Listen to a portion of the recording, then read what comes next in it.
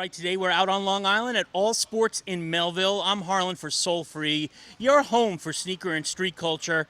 We have a couple of legends we're going to be talking to today, a couple of New York City legends. Stay tuned.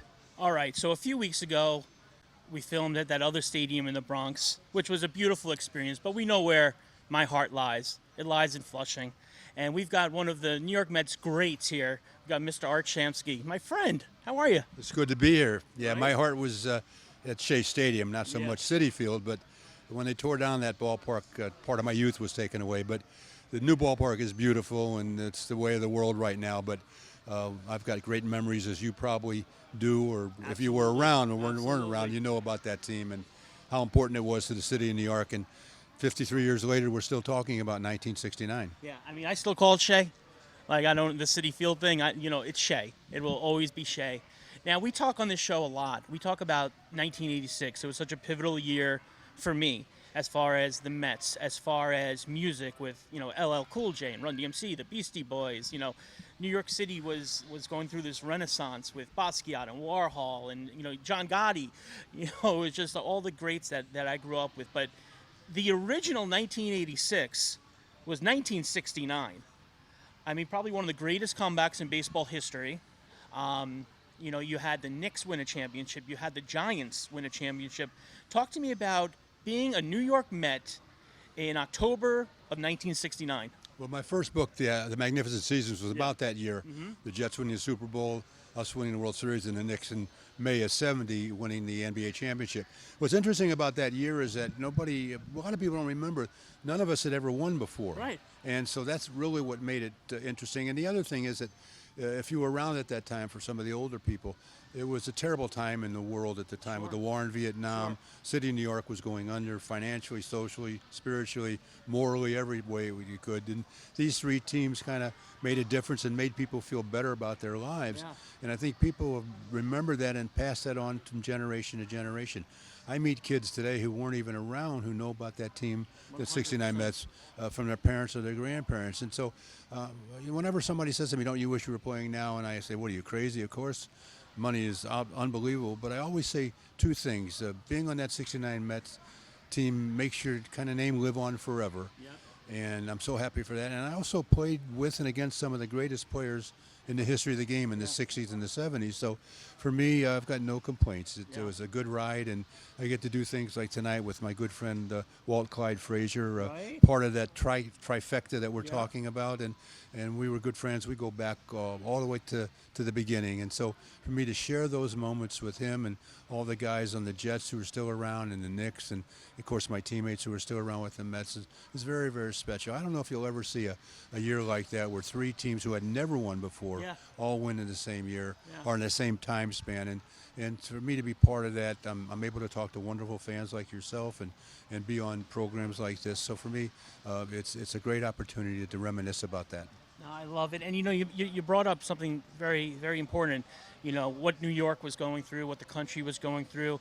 We all look back at 2001 and we look at, the terrors of 9/11 and how baseball brought the country back. But what was going on in the world with Vietnam in 1969, I can't imagine this little pocket of pleasure that you and the other two teams gave, especially New York, gave us at that time. Well, I think people tend to forget that we had two assassinations in 1968. The Tet Offensive.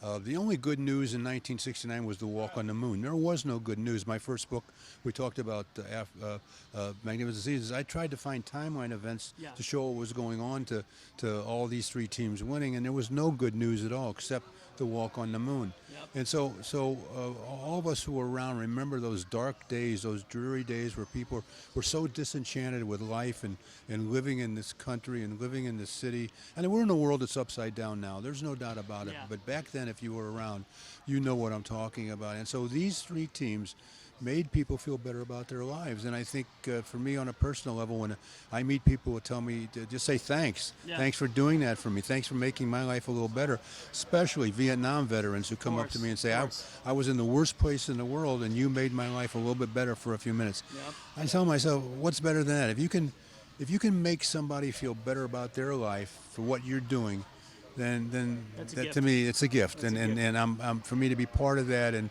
be able again to talk to Yeah. wonderful people like yourself, it's very, very special. How much fun is it for you, like the little Easter eggs in different shows and movie? I know, like Everybody Loves Raymond, Shamsky, the dog. Is that's got to bring a smile to your face when those. Well, things- there's no doubt Yeah. about it. My life changed October 16th, 1969. Yeah. From that moment on, I've been in New York ever since. I was on the Ed Sullivan Show with the rest of my teammates. They took 7 of us to Las Vegas to make fools of ourselves singing at Caesar's Palace. I was on the Dick Cavett Show. I've done so many things because of being part of that team. Yeah. What's really interesting, I played 13 years, and nobody ever talks about the other 12. It's really about 1969. That's a pretty good year. Yeah, so I deal with it and I understand it, and so I'll always understand that it was a special year for all of us who were part of that team, and the reality of it is, and if you're a little bit of a historian and know about baseball, you know the really word that describes that 1969 event is that it was a team effort. Yes. I always tell kids there's no I in the word team, and we wouldn't have won without Gil Hodges. We wouldn't have won without Tommy Agee, Tom Seaver, of course, Cleon Jones, Don Clendenin. You know all the names, Yeah. Eddie Crane. Well, we go down the list with everybody. Everybody contributed to their success that year, and that was the beauty of that team. And I think when you talk about 1969, particularly the Mets, you don't just talk about Tom Seaver and all the guys. You talk about all the Wayne Garrett and Ed Charles and Bud Harrelson and Jerry Grody, and you know the names. You know them better than I do.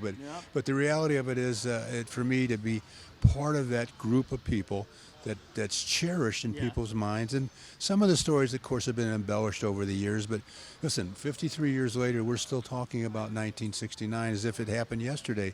And for me, you can't beat that. So again, I have nothing to complain about. I'll be part of Absolutely. that team. It was very special. Absolutely, and it means so much to us. Now, on this show, we do talk about sneakers and fashion and things like that. I couldn't notice, but you have a little bling on your finger today.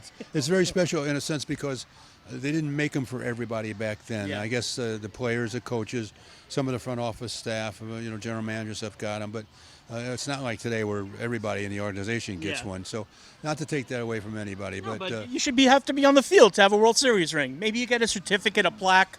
I'm Rings for glad you everybody? said that because you'll get the hate mail. I'm from not a people now. participation trophy guy. We've talked about it before, but that is gorgeous. If you were playing today, now players walk in, they walk in outrageous outfits. We have somebody else coming down today who's very famous for his outrageous outfits. What would be your walk-in style to the ballpark? Would it be a cool pair of Jordans? Would it be a sweatsuit? Would it be a traditional suit? How would you walk into the park today? Well, I would think that back when, if I remember correctly, I was pretty shy and not an outgoing kind of person. I think I'd probably have the sideburns like I did. Yep. Those would be important to me. Yep. And I'd probably just have a typical kind of low-keyed shirt, not outward too much, and a pair of khakis. That's it. But here's the thing. Yeah. No matter what I wore, I figured if I had a decent day out on the field, then I kind of balanced it out a little bit. Absolutely. Well, Art, thank you so much. All you mean to New York. As brethren, as a Hebrew brethren, I thank you for everything. I grew up hearing 3 names, your name, Al Rosen, and Sandy Koufax over and over. If they could do it, you could do it. Well, I'm honored to be in that group. They were certainly great players, separate of their religion. But there wasn't anybody better than Koufax for that brief period of time. And Al Rosen is, there's no doubt about his history and his contribution to the game of baseball. But I appreciate what you're saying, and I think that over the years people have come up to me and said things about the kind things about that. But it's all part of the package. Absolutely. So maybe we go to Shea and we grab a hot dog and watch the Mets play now one of these nights. That'd be great. Thank you. Art Shamsky here on Soul Free, live from Melville, Long Island.